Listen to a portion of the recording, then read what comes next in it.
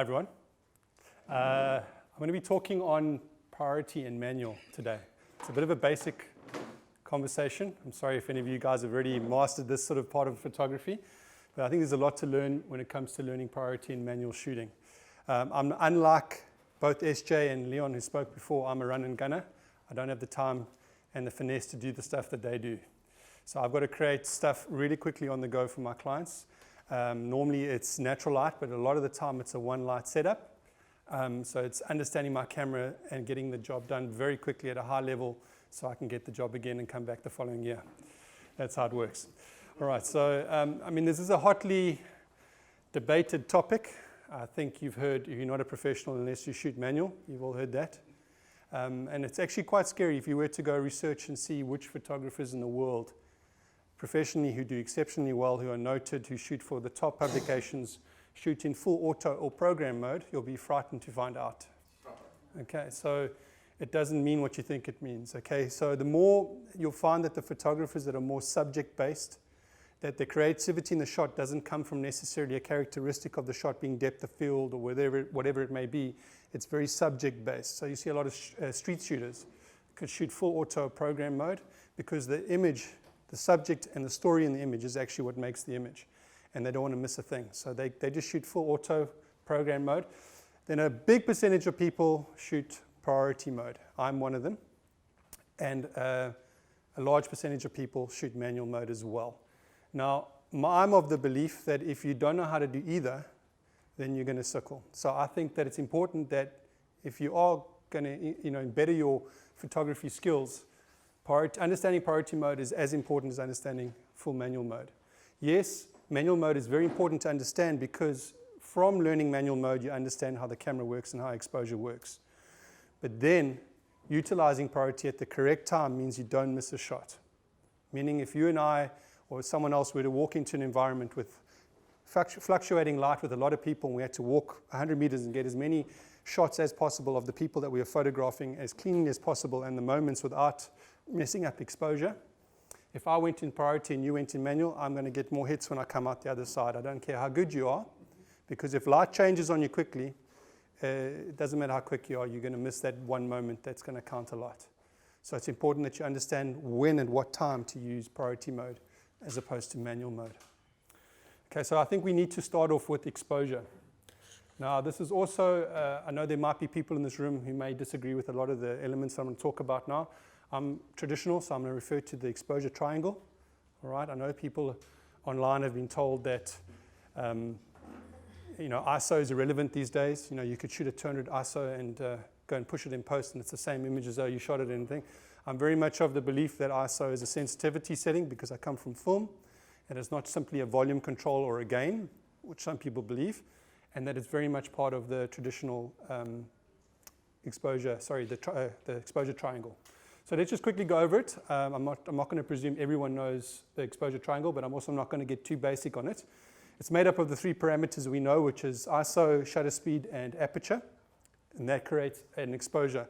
Now just let me explain exposure. I'm not talking about correct exposure. I'm talking about the exposure that you want to create in your camera. There's a difference, okay? And this gets us onto the exposure index. Now obviously you have your exposing for particular grade. There's measurements in which they work out what the way the camera works out exposure. I'm not referring to that at all. You may have also heard online that certain camera brands cheat their ISOs because the image is one-stop difference when you work out the exact same exposure to another brand. That comes down to recommended exposure. And let me tell you, there is no standard. You think there's a standard in exposure, there is no standard, because one manufacturer may want to produce a really good-looking JPEG on the back of the camera when you look at it, because a correctly exposed image may not produce a great-looking JPEG. So they may say, well, let's change those values within the parameters they allow us to, and let's push the boundaries so that you get a really nice-looking JPEG at the back. Some manufacturers using smaller sensors are concerned about pushing the highlights, losing the highlights. So they tend to understand correct exposure as being slightly under correct exposure, meaning that when you go into post, you have a more usable image because you haven't lost your highlights. So camera manufacturers work within this band. Even when I was shooting film, you could literally get a batch of film and you had to run your test on that one film because one batch to another may not give you the same results using a light meter. So to presume a standard is wrong. Even though there is an area which everything fits into, there's a variation within that area, and manufacturers use it to their advantage for marketing purposes, as well as to get the best performing image that you can take into post and work on. So that's what I mean by exposure. All right, the characteristics of the exposure triangle. We're looking at ISO. We know the characteristic would be a clean image or an image with noise, signal noise ratio. You're looking at shutter speed, you're looking at motion control, whether it be blur or freezing the action. Aperture, the characteristic of aperture is depth of field, wider aperture, shallower. Closing down your aperture, greater depth of field, but it also is dependent on the lens that you're using as well, and the focal length and the distance of your subject. All right, so finding the exposure, obviously you've got to take into account your characteristics, what you're prepared to lose, and what are you prepared to have a noisy image at a high ISO to get the shot you want, or you're prepared to have a little bit of motion in the image to get the shot you want. So these are the decisions we're making all the time. Now in full manual control, so let me just move on. Sorry, one other thing, that shouldn't have happened. One other thing just to talk about, when it's relating to flash, I'll talk about this later. ISO is a universal adjustment in flash. When you're talking about shutter speed, it's called a local adjustment. And when you're talking about flash with aperture, it's a universal adjustment. And I'll discuss that when we get into a bit of flash a little bit later.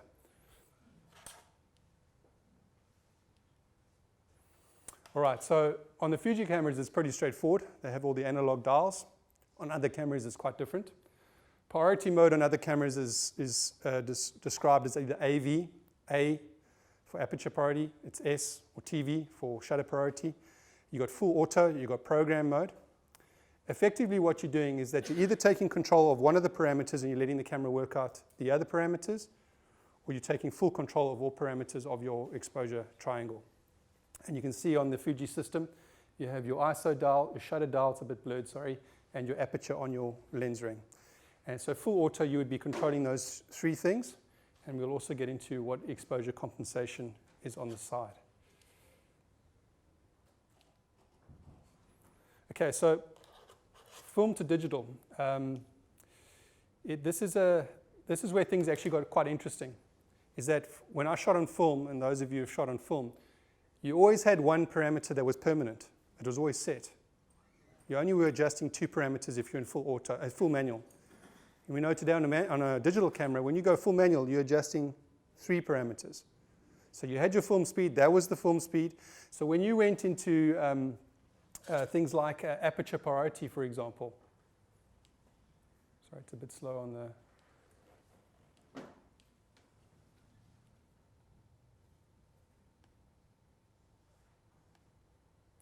Okay, so when you were in full manual, at most you were adjusting two parameters in full manual, and when you were in priority, at most you were adjusting just one, which actually was quite a bit easier than now. And so with the advent of digital cameras, it got quite complicated, because this is these photos from about 22 years ago that when I got into photography, these are my film images. So this was 400 film that I'm showing you now. So I always had a set priority. I had the 400 running, and I was shooting aperture priority. So what all the camera was doing was working out my shutter speed for me. And I was adjusting that aperture to compensate for that shutter speed. If the shutter speed dropped too low, well, that was it really. That was the end of your shot. And that was the same with, you could bring in flash if you wanted to, but there were limitations. With digital photography now, what happened is that ISO became a selectable item, and sensitivity was on demand. But the complication came is now aperture priority had to deal with two parameters. So the camera had to work out both your shutter speed, if you were in aperture priority, and your ISO. Now you're letting a camera make two decisions for you. Or what decisions is it going to make? Does it prioritize a low ISO over a slow shutter speed? Does it prioritize a high ISO over a faster shutter speed? What decisions? And I don't even know how the manufacturers do it. My guess is that when you put a lens on in full auto, it goes, okay, the person's using a portrait lens. It's an 85, for example. And it's pulling focus on something that's 3 meters away. I'm guessing that's a person. And then it would work out the parameters that would give you a good portrait photo based on the distance from the subject, based on the lens that was attached to the camera, and the camera's making decisions on that. But that may not be the case. It may even open your aperture all the way up, but you're shooting 5 people at 3 meters away from you, not one person. And a wide aperture is not going to get 5 people. You need at least f4, f5.6 to make sure everyone's in focus. So taking control over these aspects of the camera is very, very important, and allowing the camera to make the decisions can lead into trouble. So obviously with digital, none of them were fixed due to the advent of adjustable ISO. And this changed the nature of the priority shooting.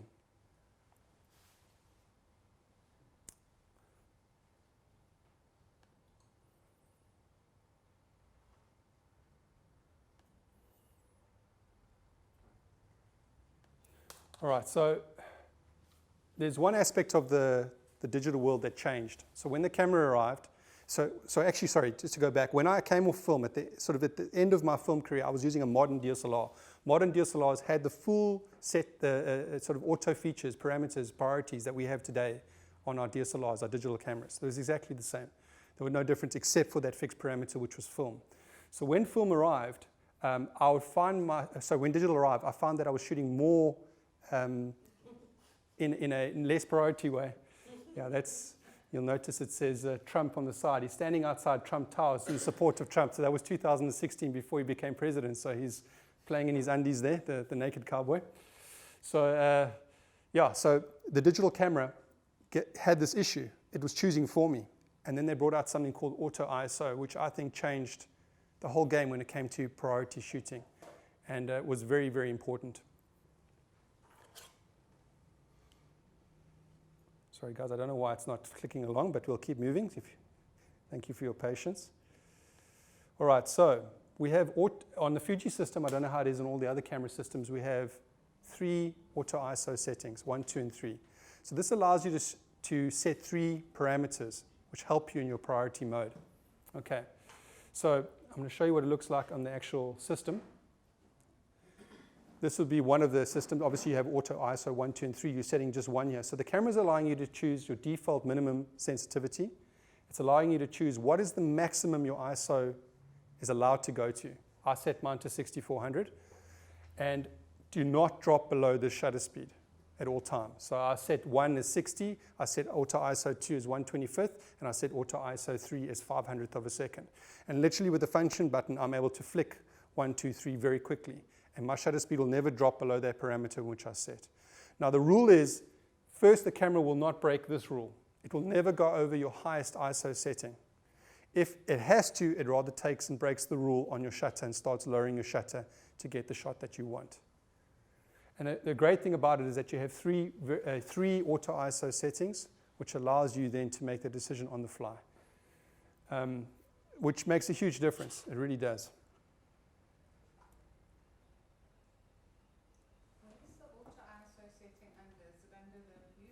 Yeah, so if you're going to it's the camera one, the camera one, and you'll see, I think it's second page, it might be your first or second page, if I remember correctly.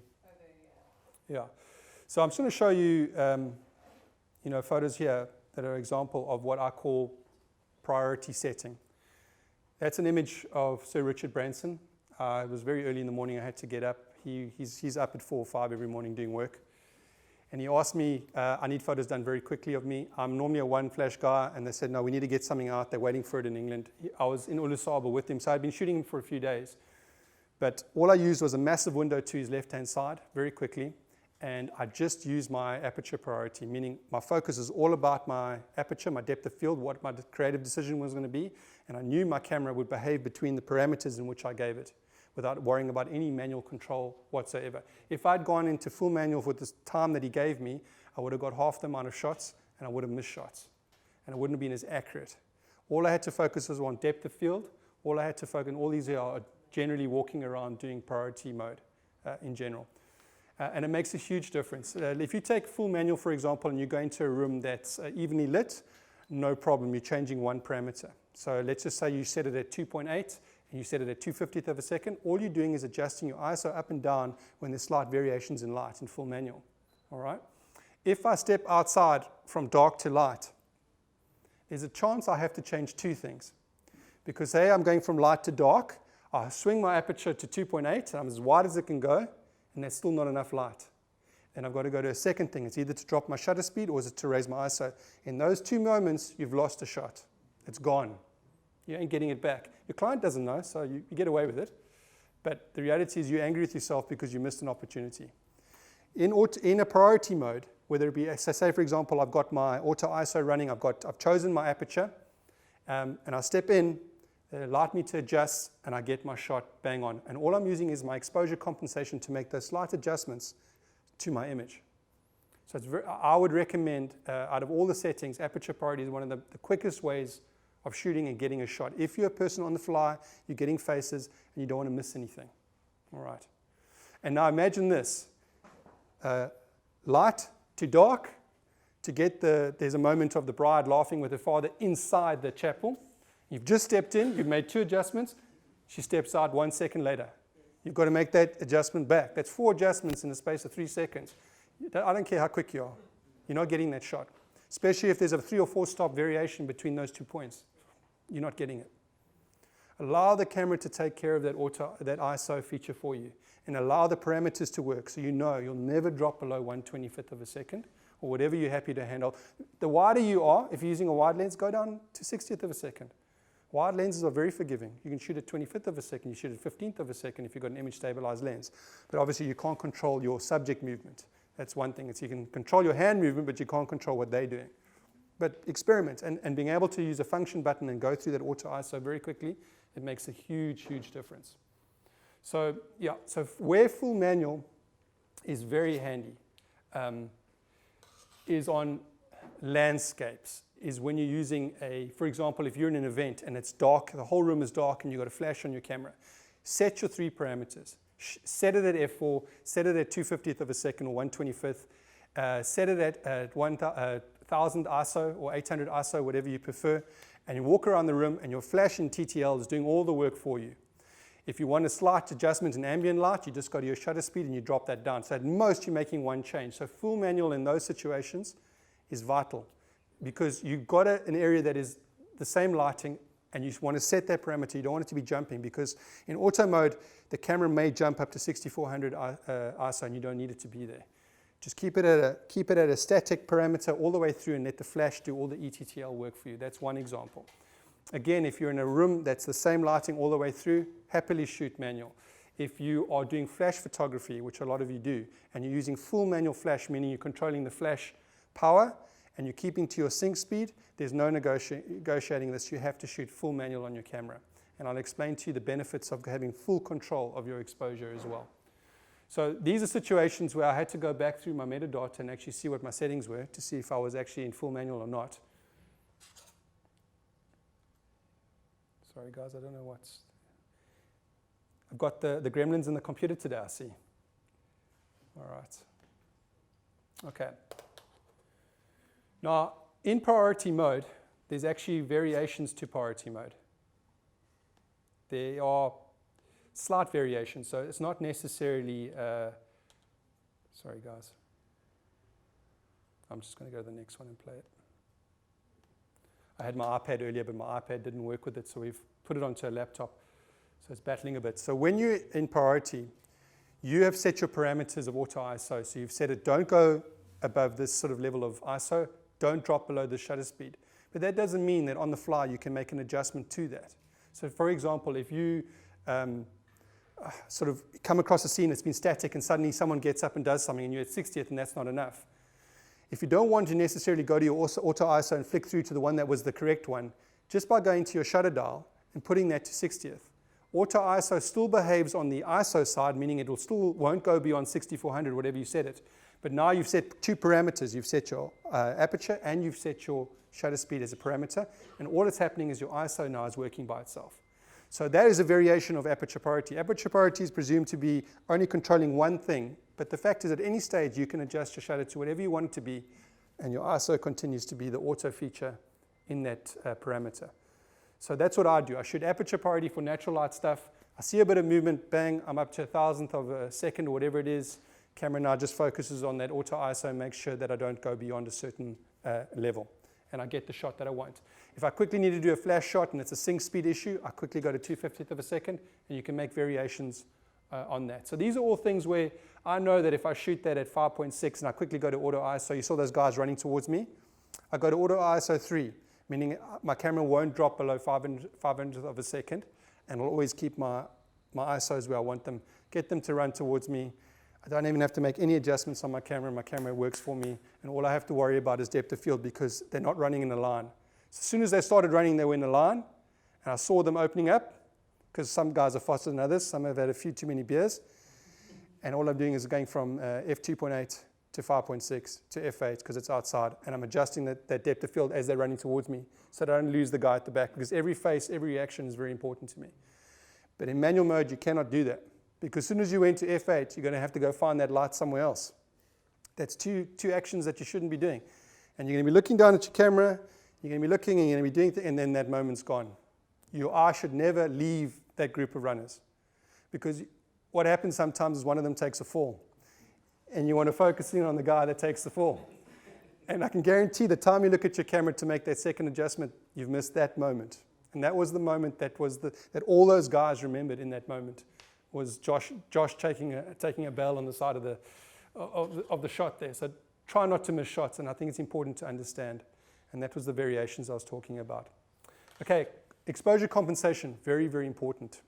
You guys, it all varies on different cameras. I know Canon's got the swinging dial at the back, am I right? It's got that rotating dial. The Fuji cameras have got the top dial. So just to show you as an example here you have your ISO settings, here you have your shutter settings, and here you have your exposure compensation dial. Now people are a little bit confused about this, and they think of it as just sort of raising the exposure and dropping the exposure, but effectively what your exposure compensation dial is, it becomes whatever you set auto to, that dial takes over that auto feature. So for example, I set it to 2.8, I set it to 250th, and I set my ISO to auto. All I've done is I've moved my ISO dial to the right-hand side of the camera, because effectively when I'm going with my exposure compensation up and down, it's going to whatever I've set to auto and looking there for the extra light. It's going to the ISO to look for the extra light. So you can imagine, if you're shooting like this, I'm having to lift my left hand to adjust my ISO. You don't want to be doing that. The reason why they place an exposure compensation dial on the right is because your thumb's there.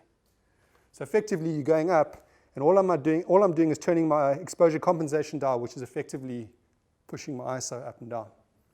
Some people prefer to program their rear dials and their front dials to do the exact same thing as the exposure compensation. It's up to you. Your thumb dial's there. I like to turn this. But you know, my eye hasn't left it. I don't do this ridiculous, you know what I'm saying? And I think it's very important to understand that exposure compensation becomes the parameter that you set to auto. So if you set two things to auto, you set aperture to auto and ISO to auto, when you're adjusting your compensation, it's going to go find the light out of both of those. So all you're doing is you're just shifting things around. So people say, oh, you're cheating because you're not shooting manual. What's the difference between that dial and that dial? They're exactly the same. One's just called ISO and one's called exposure compensation, but they're doing the exact same thing. So don't get caught up in saying you have to turn this dial or you have to turn this dial, because you're not a professional if you're not doing that. The camera's designed, and it's purposely on the right-hand side so that shooting becomes very, very quick and easy. So important to understand exposure compensation. Very, very cool. And when you were shooting with an optical viewfinder, I would have to have learned that in backlit situations, my exposure compensation would go 1 or 2 stops over so that my subject wasn't silhouetted. And every time the light hit them in the front, I was swinging my compensation dial 1 down, 1 under, to make sure that the light wasn't blowing them out. And that was, I knew instinctively without having to chimp. Now with the EVF, I can see exactly what my exposure is when I'm turning that exposure compensation dial. I'm taking one shot where I used to take 1 or 2, 3 shots to get the same, exactly where I wanted it. I'm seeing it, I know my depth of field, I know my exposure, bang, EVF has got it. So that's a big, big plus for the mirrorless cameras. Okay, so now I just want to show you this print quickly. This is an A1 print. I don't know if the light's reflecting off it, guys. Can you all see it? Okay, so this was shot on the GFX 50. And this is my style of work. So this is me taking the shot within about a minute. And then I move on to the next shot. I don't take a lot of time. Meet the person. I'll probably chatted to him for longer than I took to take the shot. So for me, it's very important to get a flash set up, and understand my ambient light and understand my flash light, and do it very, very quickly. All right, so I'm going to explain to you how you would get a shot like this and what decisions you have to make to get the shot. Are there any questions up to now? Because I was told if I don't get any questions, I must speak really slowly to prolong. And I'm worried that the feed might think that there's an issue with the feed. But so if you have any questions, please let me know. Okay, you can actually see, this is me actually taking the shot. It was part of a video that I did. That was Robert. You can actually see there. I've just got the one camera set up. It's actually a full manual flash. It's not an ETTL flash. And I put it to his right side. So it was over here, the flash. Okay, so the decisions are when you come up to the shot. All right, I'll hold the camera so it makes it look more authentic. All right, I didn't sit Robert down first. Robert was nowhere near where I wanted him to be. Robert was chatting to the guy doing the video. I first composed the shot in my mind. And I wanted to know exactly where Robert was going to be in that shot. I wanted him to fill his space. If I moved him more right, he hides the boats, takes context away from where we are. If I go too left, he sits right in the mountain, and the mountain then takes him away, because him and the mountain are pretty much the same in texture and so on. So I'm trying to get him as much in the sky, but I still want those boats in the shot, and I really wanted him to sit on whatever that thing's called at the harbor. So number one, compose the shot. I've looked at the shot. Robert hasn't even come into the shot yet. I first find my ambient light. Now, I remember what Leon said. Cameras have to deal with full manual flash with your sync speed. So I can't break the 2/50th of a second sync speed. That is where I have to stick to. I was using a medium format camera, has a really shallow depth of field, but I was also in full light. Now, those of you know, when you have 2/50th of a second as your maximum shutter speed in full daylight, you know that your aperture is going to have to be up at f11 or f9. To be able to deal and break out that full daylight. So you have an option. You can either stick on a neutral density filter and keep yourself nice and wide open, because effectively the neutral density takes stops of light away from you. Or you can shoot it as it is and shoot it at a greater depth of field. Now, I like the greater depth of field because I wasn't concerned, because the first boat was about 80 meters away. So already the background is far. So that even at f8, f9, you still have that appearance of falling off depth of field, even at the greater numbers. But it's not blurry in the sense that no one knows that's a boat, because you also want to give context to the area as well. So that's also going through my mind. So I frame it. I decide on an aperture. So I was at 2/50th of a second. I shot it at f9, and I was at my base ISO, which is 100 ISO. All right. I take the shot without Robert in it. I'm happy with what I've got. And generally, it's about one stop under for most of my shots, because when you underexpose backgrounds, ambient lights, your colors get richer, the skies get bluer, because you're not worrying about him, because you're lighting him separately. He's a separate exposure, totally. You're dealing with two exposures. So you get that background, the colors are looking rich. Robert, thanks, my man. He takes a seat in front of you. You have a chat with him, you get him to move a little bit, and then you find that position that he looks good in. Especially the type of shooting I'm doing, it's not overposing. I'm not looking for I'm looking for Robert. I'm looking for Robert. Robert doing this would not be cool. I don't even think Robert would have any idea what I would be asking him anyway. He's been on the water for like 30 years at Kalk Bay, so he's a hard man. So he sits in the shot. Now, I want to also now decide, before I take the shot, what kind of lighting am I going to use on Robert? Now, the quickest way to light someone, if you imagine a person, and if you had to walk around them with the light, you'll see the light change on their face. So effectively, paramount lighting, split lighting, which is straight on. You get loop lighting, which is just off front. You get Rembrandt lighting when the nose casts a shadow onto the side. You don't even have to worry about the names. They're really just names. You just got to turn it until you see where you want it. Now, I've learned that I know exactly, because I wanted loop lighting. All I wanted was a slither of shadow on the one side of his face. I didn't want extreme lighting because I wanted to get as much detail on his skin as possible. Why hide his face when he's got such a cool face? So I did loop. So if you imagine this is Robert, flash was this side. Flash was just off center, not straight on, about there, which you saw in the video there as well. Okay, so now I'm happy with the positioning of light.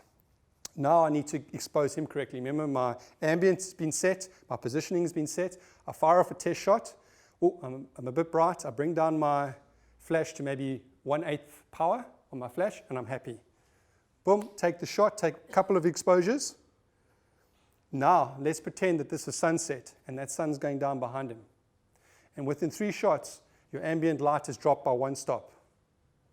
What do you guys think you should do in a hurry to get the next shot, but keep the ambient light looking the same? What do you guys think you should do? Any takers? What would you? Remember, the flash power is the second exposure. The flash is still doing exactly what you want. The flash is still lighting him exactly how you want him. That's not going to change because that's a source coming from somewhere else. It's your ambient light that's changing. What do you think you should do? Where are you going to go find that extra ambient light? Okay, aperture, put up your hand. Because let's just say, because remember I'm an F9, I can go F8. Yeah. Who says aperture? Who says ISO? Okay, who says shutter? Okay, you're right. Okay. Because remember I was at 2/50th of a second, means I can still hand hold lower. Remember on that triangle I showed you, I said 1 is universal, 1 is local, 1 is... If you adjust ISO up, your flash power goes up. If you adjust aperture, your flash power goes up. So now you've got to go 2 actions because you raise it up, and then you've got to go to your flash, and you've got to turn your flash down 1 stop. Your shutter does not affect your flash at all. You just drop it to 1/25th, which you know is exactly 1 stop. The ambient light comes up, flash goes boom, and you got the second shot. You can literally keep doing that every so often until you're down to 1/60th. And then when you get to the point where now you can't handhold anymore, say 1/15th or 1/30th, if you're brave enough, with a wider lens, because that's pretty wide. Now you've got to go start looking for light somewhere else. Okay, so now you had let's just say, for example, you're at 1/30th. So that's 3 stops from where you were before when you started the shot. Okay? You can't go any lower. You're thinking, I'm getting a bit of blur. I need to go back up to 1/60th. So you go back up to 1/60th, but now you've got to find 2 stops of light. Well, you have an option. You can either go now to F8, 1 stop from your aperture, and you can go with your ISO 1 more stop brighter. And then all you've got to do is go to your flash and drop your flash down 2 stops. There's a reason why everything is marked in stops. You know, you hear people say ISO should be just 1 to 10 because it's like a game. No, 200 to 400 is 1 stop. 400 to 800 is 1 stop. 800 to 1600 is 1 stop. 1600 to so when you go looking for a stop, you know, you don't have to mess around. You just go boop, boop, and that's 1 stop. And it's measured exactly as 1 stop. So when you go to your flash, 1/8 power to 1/4 power, 1 stop. When you go to your shutter speed, 2/50th to 1/25th, 1 stop. So you're just playing a game of 1 stops, but you've got to remember where you are on your 1 stops. And that comes with experience. Remember, shutter speed, very, very important. That's where you get your ambient control. If you're in a dark, dark environment, you can go as low as 1/8 of a second, even lower, handheld. Your flash freezes the motion, and you get all that ambience. So if you're in a dark room and you've got the tables in front of you and you want all the candles in the back, take your shutter speed right down, 1/8 of a second, even lower. Let the flash freeze your subject, but let all that ambience come into your camera. And that's how you get those shots. And the same applies. If I wanted to add more drama, all I've got to do is stop it down and raise up my flash. And then I'll be able to darken that background and add even more drama to him. Does that make sense? Any questions there? I just want to ask, what time of the day was that shot? That's like middle of the day. It's quite a tough thing. Yeah, we're meant to start at 8, but the first person that volunteered was like an hour later for a photograph. And it was Rob. And I actually got him a print, so he was really happy. So anyone I photograph, I give them an enlargement as well. What flash were you using? It was the old Godox 600. It's that bare bulb thing, but it was full manual. There was no high-speed sync and there was no ETTL. Now, obviously, TTL is different because, and I don't really like, if you get into these setups like this where there's one person and a flash, take your flash off TTL because it's way more accurate to understand your stops. Because as soon as you make an adjustment on your camera, the camera is now trying to work out and it can throw it out, and all you need is a boat to turn in the water and it flicks back a bit of light in your TTL. And then you're like getting these, like, just go to manual. You know that's the exposure every bang time. Doesn't change. So very important again, set up your composition. Decide where you want your subject in your frame. Underexpose it slightly, or depending on what one look, you want to maybe overexpose it. I don't know. I tend to underexpose because I love the rich colors. I hate highlights blown out. If I see a sky gone, it drives me nuts. It really does. I love everything to be. Now this is really tough because I'm losing that cloud a bit. But if I went any darker, the water would go like you would lose that blue in the water. So I had to make a compromise. Then bring your subject in, decide on your positioning, fire the flash until you're happy where the flash power is set, and then all you're doing is using your shutter speed to adjust for ambient light changes. And remember, you can't go, sometimes it's quite good to start at 1/25th because it allows you to darken the image by 1 stop and lighten the image by 1 stop, because remember, you can't go past 2/50th of a second in manual. Some cameras can go 3/20th. I don't know, some cameras can only go 1/25th. You've got to know what your camera can do.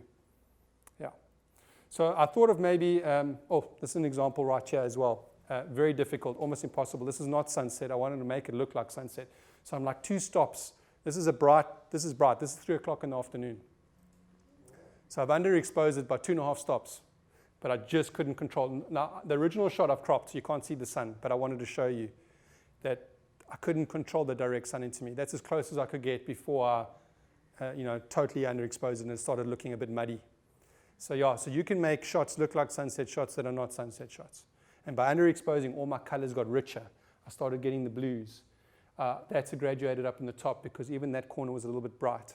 But generally, a lot of my stuff you see, most of it's done in post with just contrast adjustments and my saturation adjustments in Lightroom. I try and capture everything I can in production. Any questions? Was that also the Botox Flash? That one was with the 80, which is what Leon was using, which is the 2-pack one. I use that now because it's 400 or 200 and I can change. Because sometimes if I'm lighting one person, I love to take one around the back of the person and hit them from behind, and then one on the side. So I only learned my like 5 or 6 variations. I don't use any light meters. People think I'm crazy. I mean light modifiers. I literally arrive with my little bag, my Fuji gear, my stand, and all I have is a reflector, and I do everything you've seen here I've done with a small reflector. I don't have softboxes. If you go out and learn flash and learn how far you can move a flash away from a subject and how close you can and what changes makes, you can actually get away with not using any modifiers. You can use a Fresnel head. So I'm not too much into this. It's just my style. I don't like to finick over a photo. I get frustrated.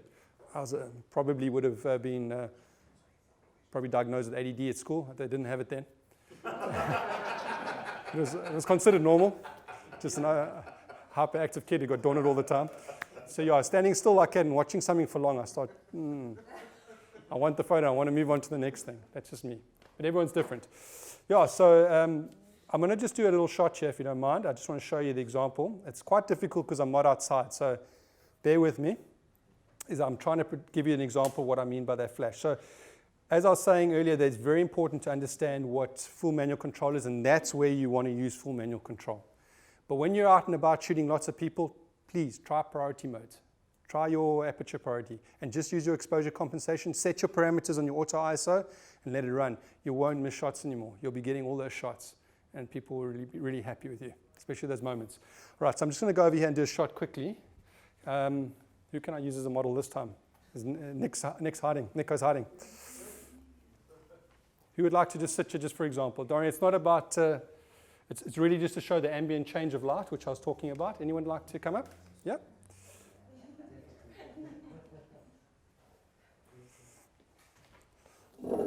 All right, you can just take a seat there. And you're going to be looking into the light like Nico's last shot there. Thanks very much. Your name is? Courtney. Courtney. Thanks, Courtney. All right, so just to let you know,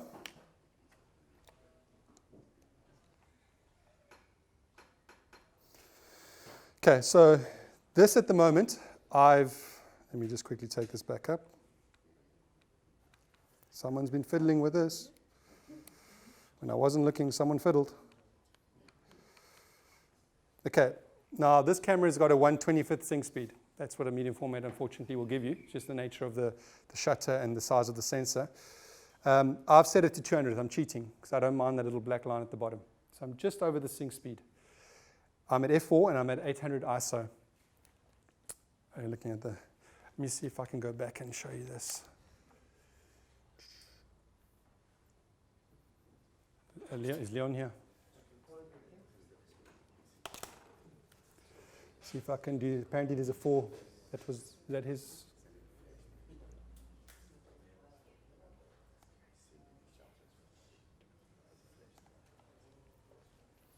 Okay, so let's just get a test shot off and see where we are.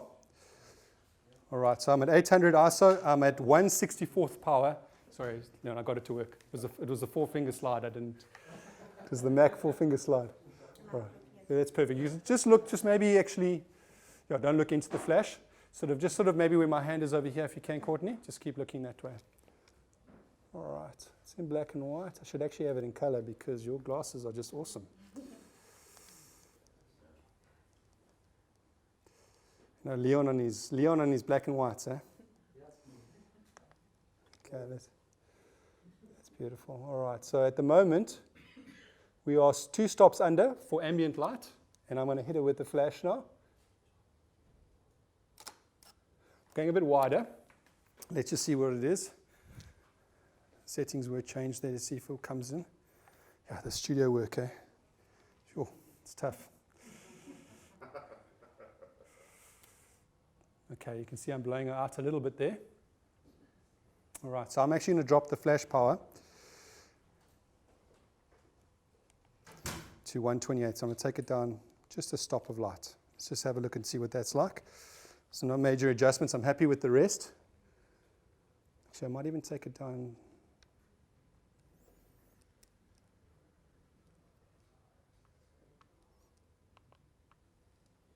Okay, let's have a look at this one here.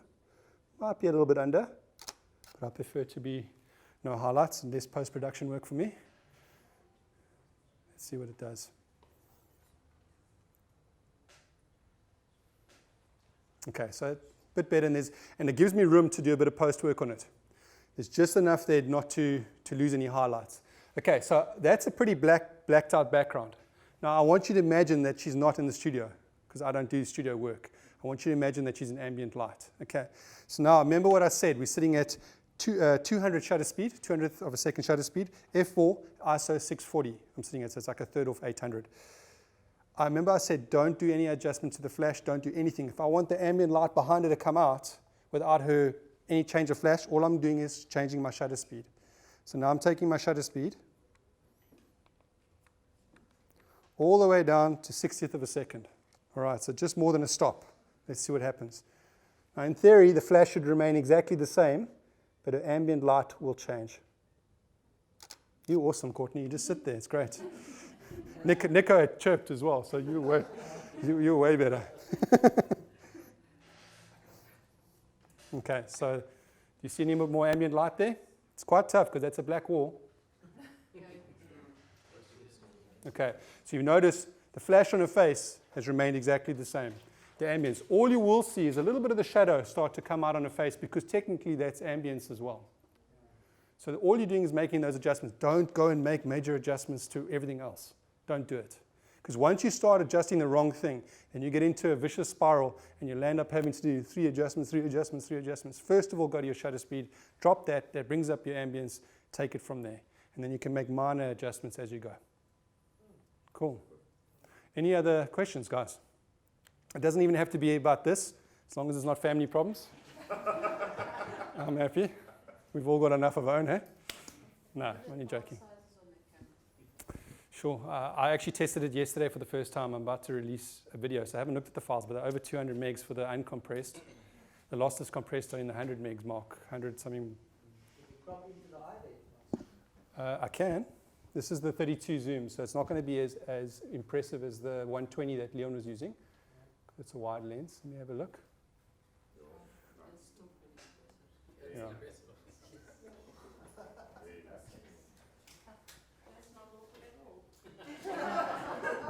Thank you, Courtney. Thanks for your time. Thank you. I appreciate it. Thank you. Oh, you look focused. Steely focus. I like it. Yeah, thank you, guys. Any other questions that you'd like to ask? Yeah. Go ahead. About the camera, doesn't the medium format cameras have what they call a leaf shutter? I'm a bit technical. Some of the older ones do, but this has a curtain shutter.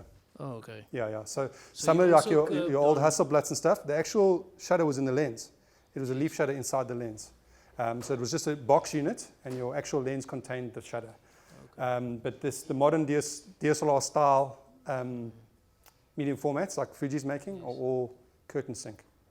Okay. And what's really cool about it is that when I used to use medium formats with film, and you went really low with your shutter speed, you literally had to have to find a place to dig your foot in, put the camera against you because you're looking down, and you'd have to get the shot because that shutter, that that mirror slap, actually it was a mirror slap, created movement in your image.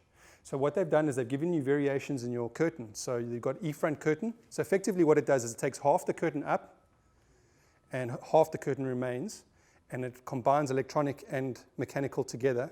You have a limit on how your shutter speed can go, but that reduces all the vibration from a big, because the sensor is this big, so the curtain going up and down will move the camera quite a lot. So it's important that you know which functions to use on it as well to reduce that shake.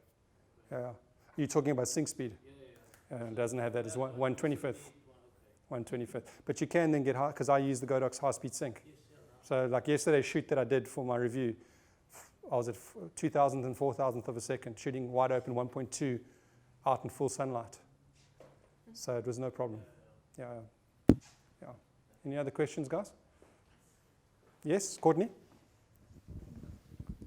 How did you create those 2 pictures of the hockey player you had in your slideshow? Yeah, that was for the Investic. There was the South African hockey ladies.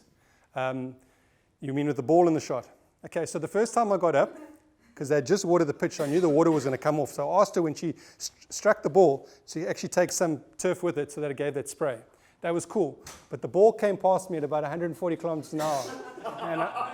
and I was using and she just did it so casually. So I was like, is that meant to be like just missing me, or?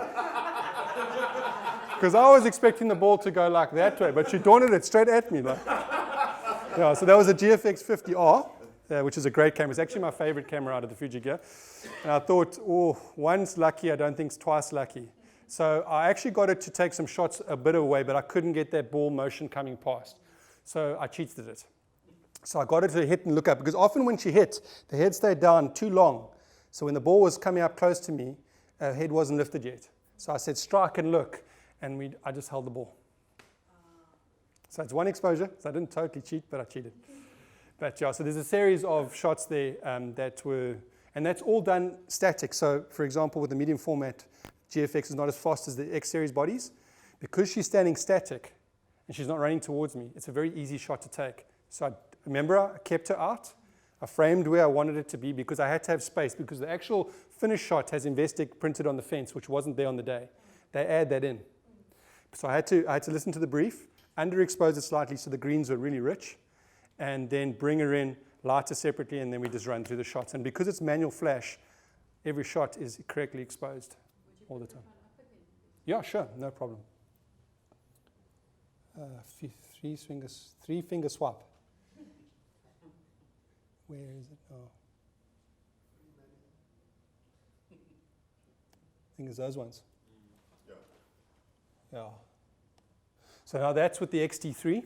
That's wide. That's the 8 to 16 mil lens.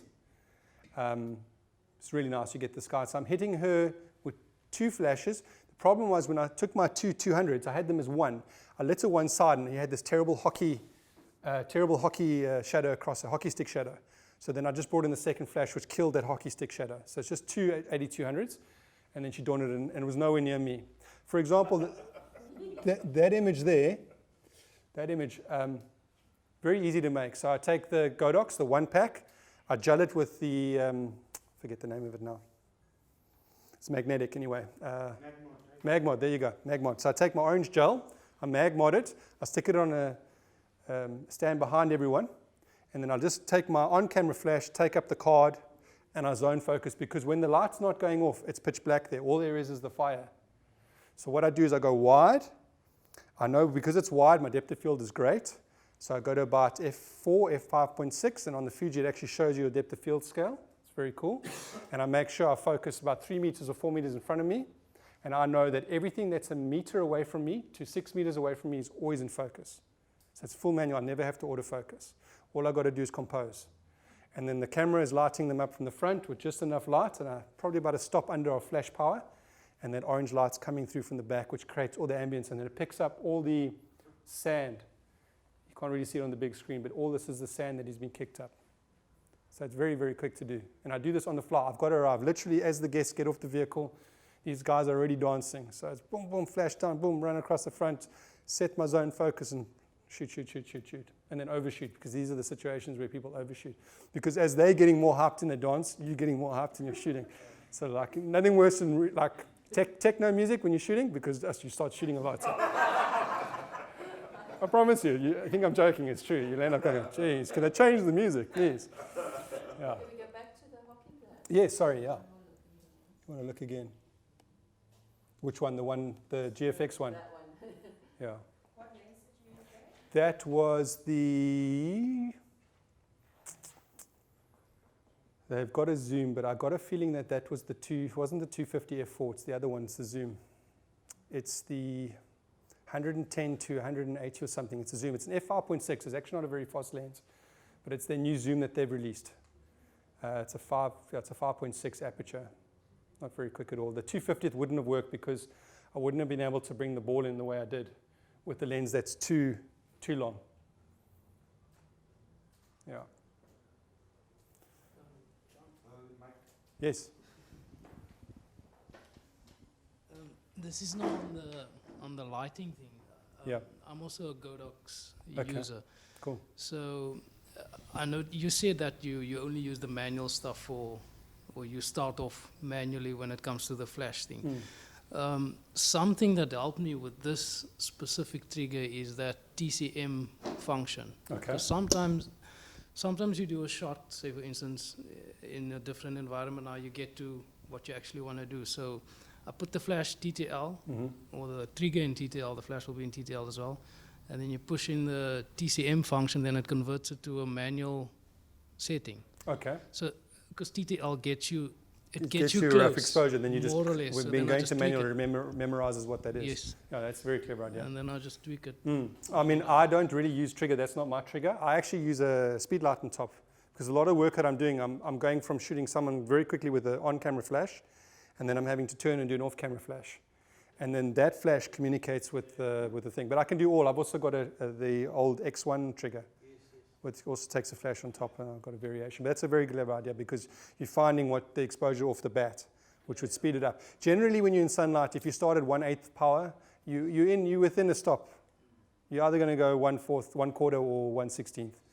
And then you can fine tune it. Where it gets difficult, because you have to fine tune sometimes in third increments. And when you fine tune in third increments, it means everything else needs to be fine tuned in third increments. So on your shutter, on your aperture ring, you've got 3 clicks. On your shutter, on your ISO, you've got 3 increments before you get to the next stop. And you've got to work between those 3 to get the shot that you want in ambient light. Any other questions? That's a good example. That's underexposed by a stop and a half. That's a lot earlier in the day than you think it is.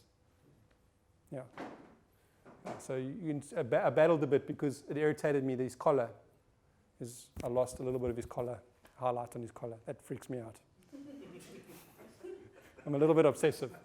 But I hate blown out highlights. They're the worst. That's on high speed sync.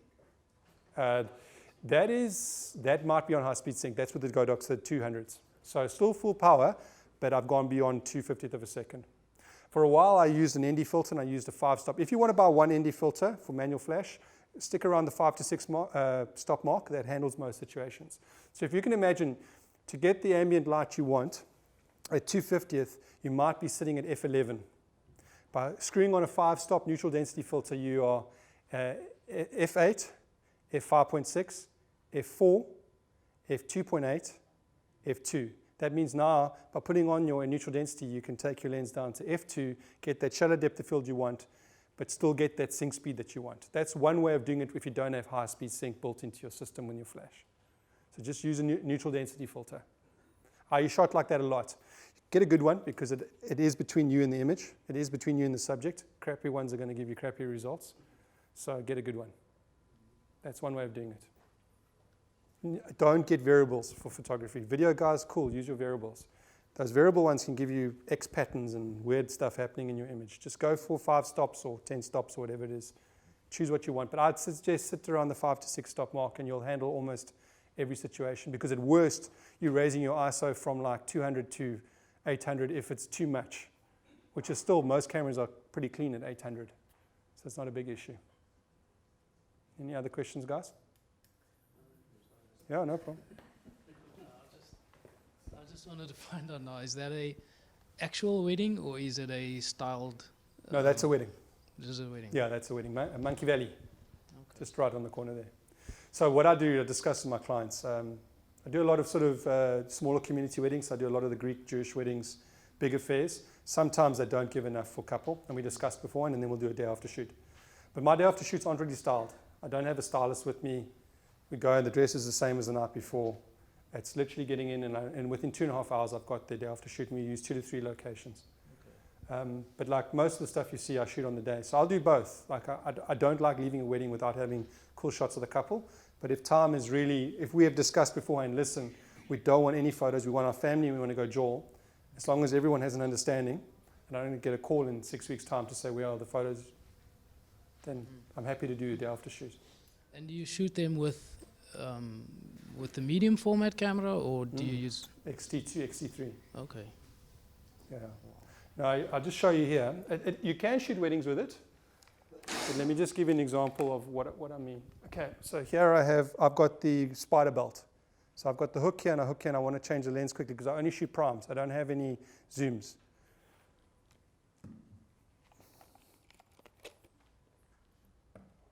Oh, sorry, just hold a second. That's what happens at the wedding day. You don't want that. You're missing shots. That's what happens with the small XT bodies. The other lens is still in my hand. Click it on, put the lens in, and then I'm shooting. Very quick. This is a slower process. This is if you were doing day after shoots only, and you were doing stylized shoots, if I could do just day after shoots with that, killer. It would be amazing. But the reality is that you can't operate like that on the day. Even DSLRs, because I shot with DSLRs, and even that got to a stage where it was like, I want something quicker, smaller. It gives me the quality I want. That's back in quite a long time ago. That's like 8 years ago, 9 years ago. That's all natural light. I used to shoot all my stuff natural until I learned the art of bringing light in. And don't have to use my full slider as much on Lightroom, trying to control my ambient and my subject. Now I can actually create 2 exposures. Effectively what I'm doing is creating 2 exposures in the same image. It makes all the difference. Yeah. But you got to get in there. You got to get stuck. Yes. Oh, cameramen, a lot of questions. Only joking. Yeah, I can see that you have a really unique style in all of your photos. I just want to know if you can shortly explain your workflow, like Premiere, like the post-production? Lightroom or Yeah. Photoshop, like what do you do? Because it's clearly not, I can see you focus a lot in your editing. It's not just, or it looked like you're not just throwing a preset, just slapping it on there. Every image is done different. Yeah, because I can see you, for what it looks like, maybe I'm completely wrong, just correct me if I'm wrong, you choose a specific image and then you focus a lot on that editing, for example, that one. It's clearly not just a little bit of contrast and saturation. So if you can just explain. Well, the flash gives the perception of being worked on. That's one thing. Flash already creates that drama, which kind of makes it look edited. But overall, if I had to look at all my images, no image I work, I don't have presets at all. I have a base standard in which I start at, so I'll run that over my images to start, because generally I find that 90% of the time I'll do that with contrast. So I like the sliders to move a little bit to the point where I want it, okay? But the reality is, I don't wish my life on anyone, to be quite honest, because I edit 60,000 photos a year, and each photo I edit myself, and I don't use presets. So in the height of my summer, I go to bed 3 nights of 7 days. I just don't go to bed on those nights to finish my jobs. So it's hectic work, but generally my number one thing is that I bring it into, the way I shoot is, I bring the images home. Number one thing is when I burn my cards to my drives, I make 2 copies if you want to really get into my process. Very, very important. And the 1 copy is not on site, it goes away. Second most important thing is your camera creates a DCIM folder. You know the DCIM folder that gets created when you take photos? That's the folder that the camera recognizes so it can read and play back your images. If you change the name of it, it can't play the images back. So the first thing I do is I go DCIM 1, I change it to 1, burn it to the drive. So when that memory card goes aside, I don't arrive on a shoot and say, for example, I forget to wipe my cards or format them. If I push play on my camera and a picture comes up, I can't use that card, because to me, I know I haven't backed it up. If I push play and it says no image, even though I know that's a full card, I know that I've changed the name of the DCIM folder and it's now on a hard drive somewhere and I can happily back it up. I mean, I can happily wipe that card clean. That's the way I operate. So number one, change the name of the folder of the file as it goes into your hard drive so that your camera can't read it, so that you know that you've backed that image up. Then I take it into Lightroom. I generally run like a bit of full light contrast, black and bit of tonal curve on every single image. Then I choose one profile to run over every image because Fuji takes the same profiles that are in camera and puts them onto the raw image. So I use either ProVia standard or ProNeg high standard. That just gives me the colors that I want in general, and that's my base. And literally each picture, after my pick, I go through each picture and make the adjustments how I want that picture to look. But with years of experience, with shooting for a long, long time, when I take that photograph of my subject, I already know what my finished image looks like. The problem for people getting into photography is that you're going to fiddle with images for too long. And you might you're going to question yourself, and you're not going to go back and make this adjustment. And if you're doing, like for a Jewish wedding, it's 1,400 edited images. You can't it takes me 3-4 days just to edit one wedding.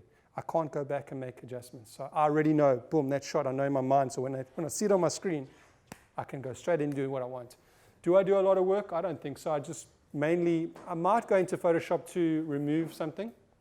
If a bride asks nicely and she's battling with something on her body and she wants it a little bit smaller, I may go into liquify. Like a lot of people battle with arms and then they go wear this type of dress and they say they have a problem, then I will.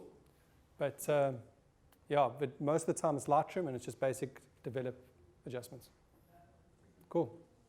Yeah. John, in terms of your process, do you find that moving to Fujifilm system has decreased your editing time? It did in the beginning, but then I got better at editing. I'm back up. No. It definitely has. The number one thing I had a gripe with, and I'm not going to talk about the manufacturer, it's not the way I roll, is one particular color in a particular manufacturer, the one I used before, was there all the time, and I always had to correct a particular color. In Fuji, I'm not having to correct that color. And that saved me a lot of time. The fact that the colors are closer to where I want them to be out of camera makes all the difference to me. But now I've spent more time perfecting other things. So like, for example, when I shot, my DSLRs and I went to the X Pro one and it first came out, it slowed me down and I landed up doing really interesting things and I was like back to where I used to be and I was focusing on the shot. And that's how I started with Fuji. But now that I got used to it, I find myself going back into bad habits. But to answer your question, yes, overall it has helped me a lot, particularly on color. Yeah. And because it's EVF, I'm getting my exposure correct in camera. Just remember, guys, if you're using a mirrorless camera, you've got, Leon spoke about it earlier, you've got exposure preview. When you go do things like this with Robert, when he sits down there, he is silhouetted. The reason why he's not silhouetted in the picture is because I've lit him. So when you look through your EVF, because you've underexposed the background, your subject now is in darkness. So you can't see his expression. So you must set one of your function buttons to turn off preview mode so that it naturally brightens up, knowing that your exposure is still where you wanted it to be, and then take your shot. So that's very important. And the first cameras that came out didn't have that feature. And it drove me nuts, but now Fuji's got it. So, yeah. Cool. I'm glad you asked questions. I didn't have to speak slow. Okay, guys, we still have a few minutes left of this session. So even if it's not photography related, if it's anything social media, fire away. If you have another question, still have time. Social media, I don't know why Fuji asked me to be the ambassador. I'm terrible at social media. My business is all about referrals. Because I have 18 bridesmaids at weddings, it makes it easier to get the next job. I do all the big weddings, and there's 15 to 20 bridesmaids at the weddings that I do. So. Okay, so just from my side, so we've got two type of format cameras. This new one that you have and the smaller one over here. Yes. Can you quickly just explain what type of photography will suit each one the best for you personally? Tough one. If you're looking to create an image, you can create an image on either one of those cameras. Yeah. Okay, so depending on your output, also things like depth of field, you're going to get a totally different rendered sort of look of image. Your out of focus areas are going to appear different on the medium format. It's a nicer look. It's more pleasing. So there are definitely perks to using a medium format. And then you've got to work out, are you prepared to carry it? What type of work you're doing? So if you're doing landscapes, if you're doing studio work, if you're shooting portraits like that type of portrait when you're out and about, that's an amazing camera. I think it's leading in class. There's nothing else like it. But if you were to be traveling a lot, getting on and off planes, and having to shoot quickly on the fly, then the X series bodies would shoot. Even the GFX 50, which is the smallest medium format. It's not 100 megapixels, but it's 50 megapixels. That I think is probably a nice hybrid between those two systems, meaning you're going to get amazing quality, but not that size and bulk. And just remember, guys, that is small for a medium format camera. You think it's big, but that's the same size as a DSLR. You know, like your, what is it, your 1DX or whatever it is. It's pretty much the same size, but the sensor is dubbus. And the other thing is file handling. I know the files are like, I just downloaded JPEG, which is already about 80, 90 megabytes. In terms of backup, I think it's the biggest problem we have is backup. When do you delete that large raw files? Do you just keep on buying new drives, or you just keep on later on Amazon's currently got a sale on that 8 terabyte Seagate. I've already looked at it, so I know. I packed all my drives out the other day. It was like a 240 terabytes of data. We just keep on backing up. Where do you stop? Do you later on delete the RAWs after a year, or just are you just like me? I don't delete RAWs. I don't delete anything. No. Okay. So weddings, maybe one day I will, where I'm not shooting weddings anymore, and I just want to keep memories of the JPEGs. That's fine enough, because it's not. It is personal to me, but it's not that. You know what I'm saying? I don't have that attachment. But what I do is whatever I haven't picked, I get rid of. Yeah. So if I haven't picked it, I get rid of it. Yeah. So I don't keep the whole shoot. I just can't anymore because I've got 20 to 30 drives, and they're all 3-4 terabyte drives. You do the maths on that's a lot of images that I've taken. The trick is to obviously separate things, make sure it's safe. But yeah, for me, it's cheaper to buy. Just keep buying, because it's about $150 now for. What I don't know, it was $220 for this 8 terabyte drive. Thing is, you also don't want the drives to be too big, because then you have the chance of them, if they fail, they take more with them. So there's a lot of things to consider. So it's a hard question to answer, because we're all having to come, because this is a camera that's breaking through ground. You know, this was only used in studios before with guys doing still life, and you know, they weren't dealing with the issues that they, because if I could take that to a wedding, wow, I can just imagine. I don't know what, I'd probably have to have 256, maybe 10 256 cards lined up waiting to go for my wedding. Yeah, but you actually need to take, you can only take one shot, you can crop it into 10 different. Yeah, one shot, everything wide, you just crop out what you want. So if you're lazy, do crop this guy out and that guy out. If you forget the mother-in-law, which can happen, all you got to do is go back to the family thing and pick out mother-in-law, and you've got mother-in-law. Nice portrait of her. But we actually, Leon and I discussed that. You can crop in on images. Yeah. I just want to add quickly, flash photography is not that difficult. I think the guys that was here yesterday and this part of this week, it looks so far-fetched, but it's actually a question of put the flash on, put the trigger on, and snap. And once you guys, I mean, that image is like, it's so brilliantly done, but it's basically one light that he put on, and it just lighted its subject up. So yeah. It'll never go out of fashion. What I will say is that once you learn flash environmental portraits outside with flash, you're going to become addicted, and then the hard part is to learn not to when to use the flash, because your image is all like wow, wow, wow, and then just sometimes it just requires you to get a normal natural light shot, and you've got to reverse it. So like I've just done a group shoot for guys who fly in from overseas into the Kruger. So I was given a camp in Sabi, and I take care of the families that arrive there. So my job is to shoot the game as best as I can, and also take portraits. So when I get off the vehicle, there's giraffes. I have to do a professional setup of that family with the game behind them. And it's one light setup and stuff like that. But there's oftentimes the balance is that when do I use flash, when do I don't. So literally out of the vehicle, flash setup, boom, shot done, and keep moving like that. So at the end of their trip, they've got amazing shots. But quite often, natural light is the way to go. Don't get too carried away with the flash. Thanks.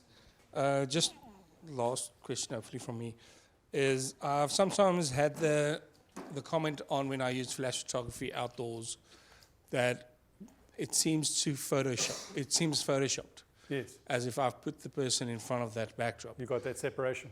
How do I do that separation, or how do I make it look more natural? What's probably happening, my guess, is that you're underexposing your ambient light. So it's creating too much of a dramatic edge from what you're lighting to what you have. So the trick is, a lot of the time with my on-camera flash, I'm about a stop of light, because you know flashes, you can adjust the power. I take it down by one stop.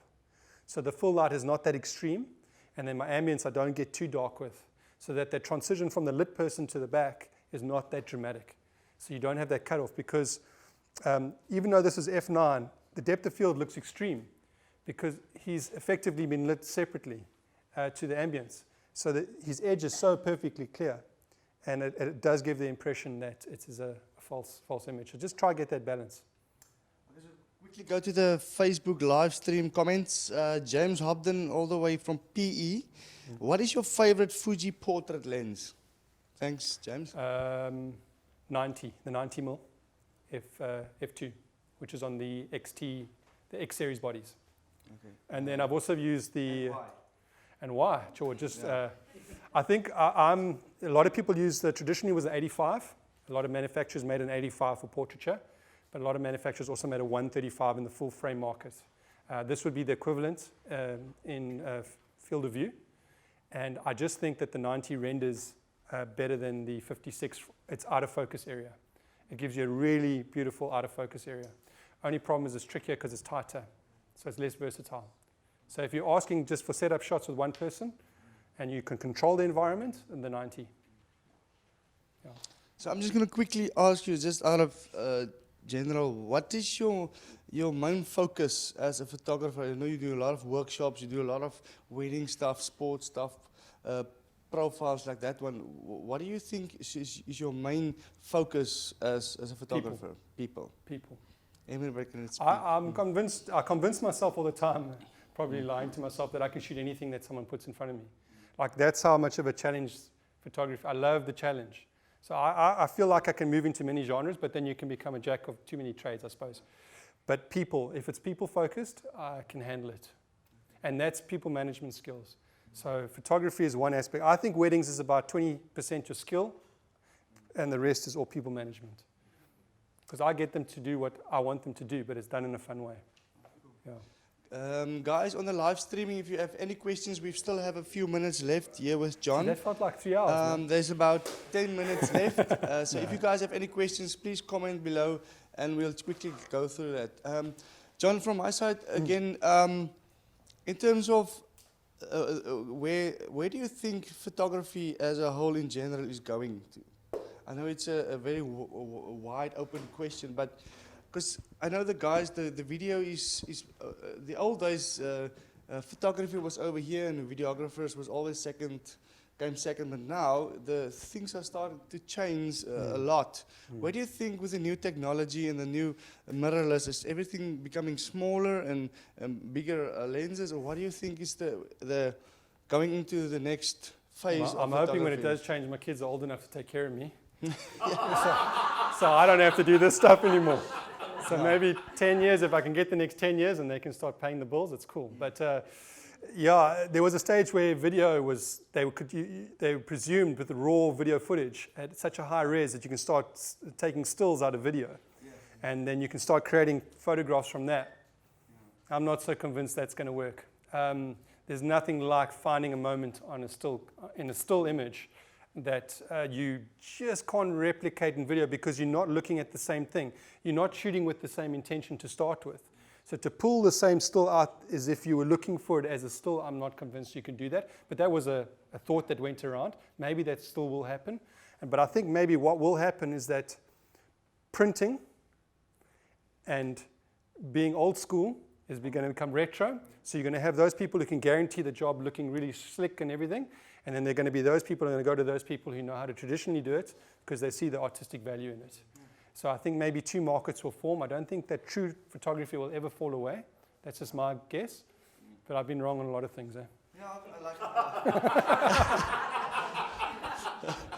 I like because we had a debate the other day about especially young photographers dreaming about becoming full-time pro photographers. But the technology is catching up so high. Sorry? So the technology is catching up with us so fast. In a year, 2 years' time, there will be phones with 100 megapixels cameras. And if you just think about that in the long run, what do you think as photographers starting out trying to make a business out of it, and your client says, sorry, I don't need you anymore. I have a phone that can take 100 megapixels photos. What do you think, going as an entrepreneur, going to start your business, and cell phones is completely coming to take over the industry? What do you think is going to happen? I actually don't know, to be quite honest, but Yeah. my best guess would be is that when we changed from film to digital, everyone presumed the job got easier for us. It got harder because the expectation of what we produce is higher. So as technology gets better, all that's going to happen is that the expectation of the person using the new technology is going to be raised. So you're still going to have to be at top of your game, whatever decision you make. And I think there will always still be a divide between that person and the person walking around with their phone. And hopefully there's still value to people. But the number one thing is hard work. So to me, I know, and I know a lot of people in this industry, the one thing that youngsters got to understand is it doesn't matter how good you are with the camera. And the older generation know this best. It doesn't matter what job you're in. It's graft. You've got to graft. You've got to be willing to do when someone else is not willing to do. Really, you can be as good as you want to be. You're not going to get anywhere unless you graft hard. And that's the only thing I can think of. For sure. Just a last question, or just maybe an open discussion.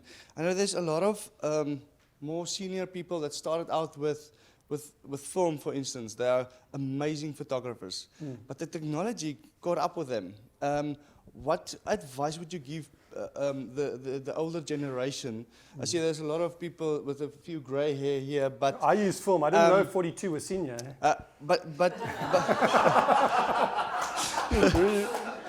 I shot weddings on film. If you can give them a bit of advice, what would you give it to them to say, listen, don't stop educating, don't stop going to workshops, because the technology is jumping at 3-year paces. Like over a year, you've just missed 3 years.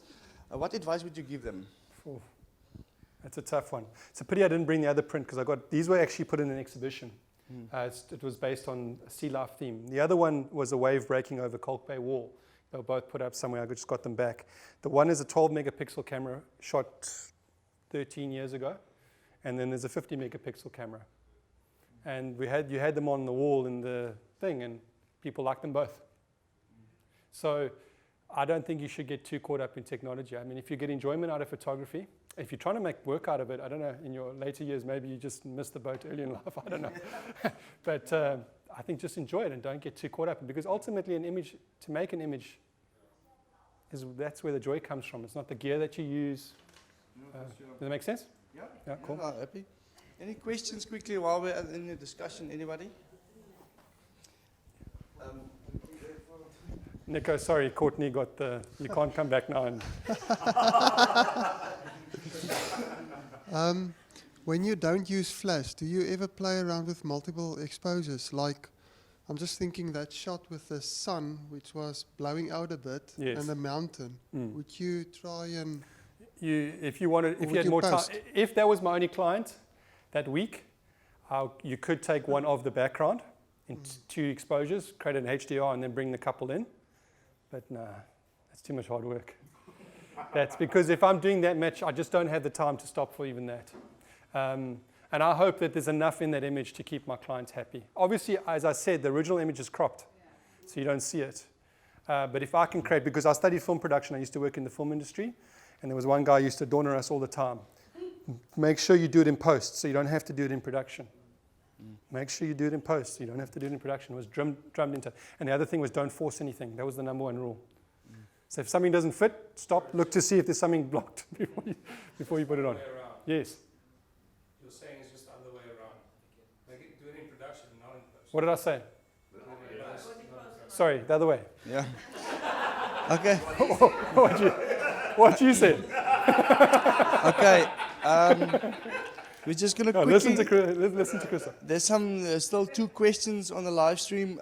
Elmine Botas, she's asking, which lens do you use for your dance photos at the reception, and and to use flash, do you use your flashes on stands? Yeah, so I take those two Godox 8200s. So I use one diagonally across the floor. I gel them. So if I walk into a room and it hasn't got enough color in it already, like some places with a high budget have all the purple lights and stuff, then you don't have to worry too much. So I gel two with the magnetic system. I forget the name. I can't believe it. Gee, I can't believe it. Magmod, I used to know that so well. Maybe 42 years senior, I don't know. But the two gels on both sides, and then the flash would have just the card coming up or a soft or whatever you want. Some people use a big diffuser. So effectively, I'm setting those ones at a manual setting because I'm trying to get them exactly the power, and they're constantly the same power all the time. So generally, it's like 1/16th power. Yeah. Then I set my controls, my aperture control, and my shutter and ISO to full manual. So I go like 1250 ISO, f4, and 1/25th, for example. And all I'm doing is that the flash on the camera is doing ETTL work at about a stop under, always, because I don't want to blow it out, which we discussed earlier. And then the lights behind are bringing. If I find the lights are too intense, all I do is go to my control, bring them down to 132 power, which is one stop lighter, and then that lights up. So a lot of that stuff you saw the lights coming through, that's multiple light setups. Yeah, and that's also what the Godox lights make it so awesome is you can put all the dials, you can bring the stops up and down on your controller, so that's actually amazing. An hour earlier, those two lights are my main light for my couple shoot. An hour later, they've been separated, and now on the dance floor doing my ambient light. Yeah. So very versatile, Very and it all fits in a small bag. Yeah. We've got another question from Alida Smith. Best outdoor setup with off-camera lighting in windy conditions. That's a very interesting one. A strong assistant. Yeah. And no umbrellas. So you would use reflectors. I don't use umbrellas. I don't use any big modifiers. The time I take to fiddle around a shot, I've missed 3 shots, and it drives me nuts. Get the shot, move on, get the shot, move on. So it's reflector, so that there's no drag from any wind. Someone holding the stand, that does help. And I'm from Cape Town. I've had brides have fake eyelashes doing this.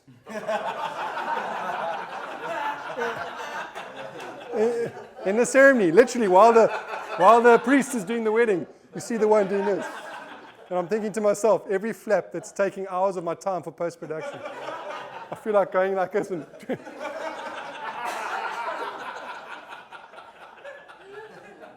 Yeah, so, wind is tough because quite often and always guaranteed Murphy's Law is that the wind is in the wrong direction to where the sun is shining. So guarantee the hair is doing this where the light is perfect. So then you've got to be creative. You've got to start getting that slight angle where the head maybe not going all the way forward, but slightly, and then move your flash. It's not an easy environment. Yeah. Just especially on the wedding side, have you sometimes stepped out of line by telling a couple to switch when the wind is coming from the wrong side and her hair is all during the ceremony? Yes. Have you experienced something like What I do is I've already walked it, and I know where the sun, and there's a horrible tree shadow line where they're going to stand. I've spoken to it's all about pre-planning. Yeah, so before they walk the aisle, when you get up there, if you remember, which they don't because dogs, there's tears and the whole lot, but generally you prep them beforehand. But if they happen to be in that environment, I will never step in. If I see a moment, I might even signal to them from a distance going, then I'll smile on my face, going like that. But it's generally in this situation, if you get harsh, you get like a mottled light over the face, it's very important to shoot. You see, a lot of people shoot natural. And natural lights, that's where you come undone. Because with the flash on my camera, I underexpose the whole scene so that the highlight point is not blown out. So when the flash hits them, there's no more mottle. You understand? So I'm not just lighting the shadow part.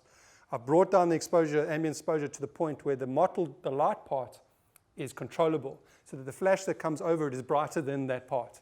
And then I've evened out the scene. So there's a lot of situations I don't need to speak because I know how to deal with it, but that comes with experience. Yeah, no, definitely. Yeah. Wow. Any questions, guys? I see on the live stream, you guys. Thank you so much for participating.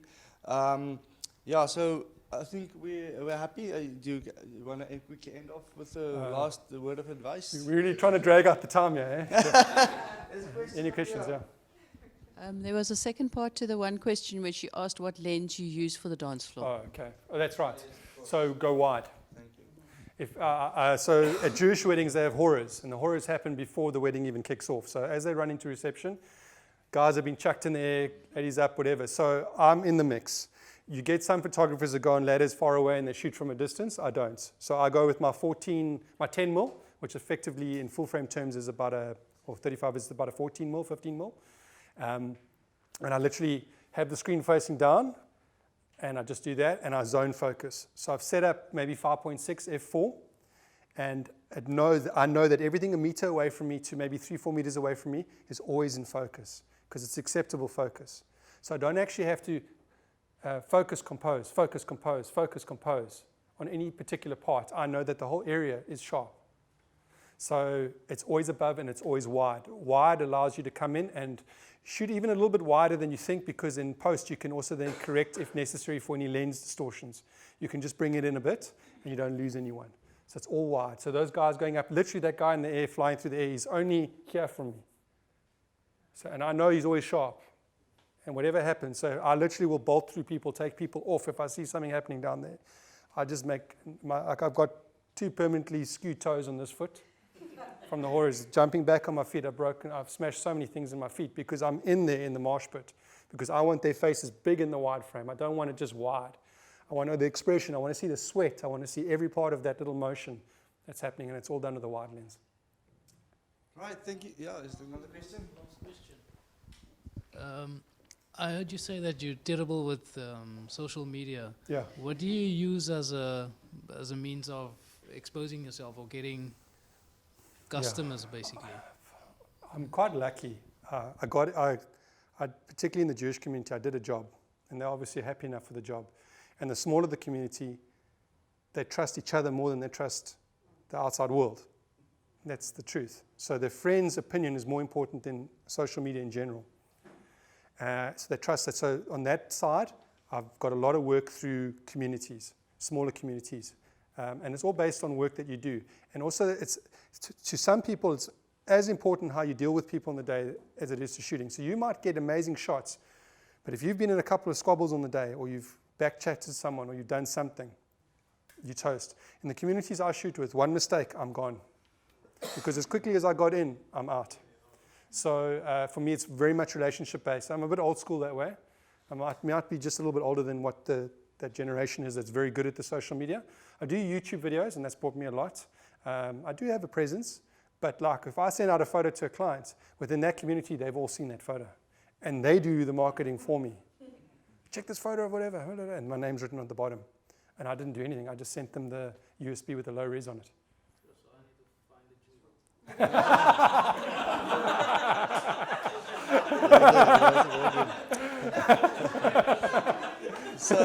So lastly, there's other communities as well.